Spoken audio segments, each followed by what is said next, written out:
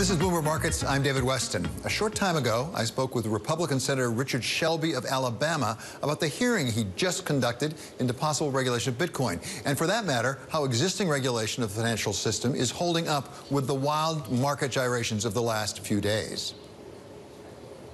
What they're talking about today that I gathered, they need a task force. The SEC doesn't basically have jurisdiction of certain things. Commodity futures doesn't. Treasury is involved in this, so is the Federal Reserve. I think what they're going to have to do is put a task force of the regulatory bodies to deal with Bitcoin, and because this is a cryptocurrency.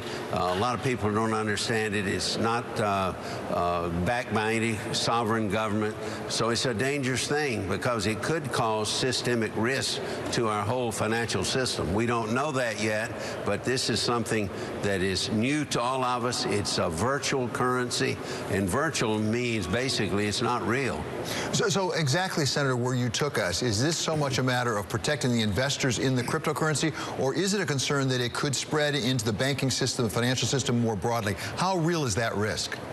Well, I think it could be real if it continues to grow as it has in recent years. In 5 years, it could be, or less, it could be in the trillions of dollars. And anything like that, trading around the world could cause systemic risk. We don't know that yet. A lot of things we don't know, but that's why they need this task force to find out the risk, find out the rewards here, and how to protect investors. So, Senator Shelby, you have oversight responsibility with your colleagues of the banking system, the financial system in the United States of America. Right now, as you know, the markets, particularly equity markets, are going through a lot of turmoil. Do you have a sense at this point of whether, in fact, the regulation that got put into effect after 2008 is holding up well? That is to say, our banking system is still safe and secure despite what the markets are going through right now? I believe so. I asked the basic question just a few minutes ago to the SEC chairman and the commodity futures trading chairman. And they thought and said that they thought the fundamentals of the market from the regulatory standpoint were working, that what goes up basically is going to come down. They don't know for sure that this is a small correction, a big correction, where it will go, but sooner or later the market will bottom out and probably go up again. But I asked the question, what caused this? They don't really know. A lot of it's profit taken. A lot of it may be a specter of inflation, the Fed raising interest rates. A lot of unknowns here. We need to find out. Well, as you talk about the possibility of inflation, we even have today the White House going out and saying, don't worry so much about the tax cuts. They aren't necessarily inflationary. What is the possible linkage between this concern about inflation on the one hand and the tax cuts that were just enacted in December? Well, I think the tax cut, I supported them. I think that's overall good for the economy, and I think that will prove you're going to see that. On the other hand, there's speculation in any market when it starts getting a little frothy and so forth. So is this a correction? I think that's the question before us. Is this a correction, and will it start again, go up and go down? Of course, what goes up in a market ultimately will come down, so you have to ride it up, but sometimes you ride it down.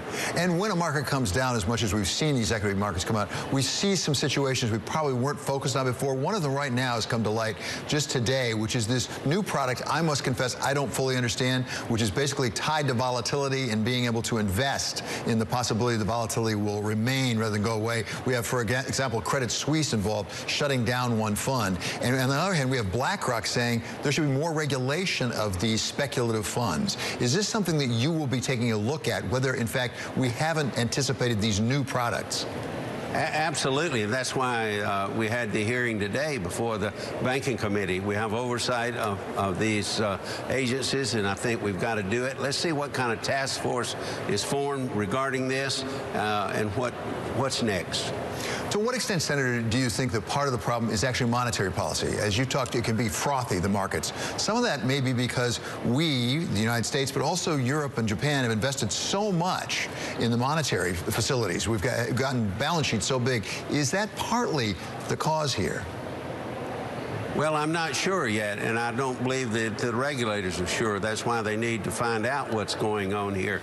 But what I would question is when they use the word virtual currency, it's not real. It doesn't have a sovereign backing. What's the bottom there? I mean, somebody made this up, and they're trading on it. But what is the real value? I don't know. And finally, Senator, give us a sense of the timeline, because these markets are moving so fast. I mean, take a look at Bitcoin. It went way, way up and came way, way down as a matter of, 30, 60, 90 days. How fast can Congress move to really get their arms around this to decide whether we need to have a regulatory framework and what it might look like?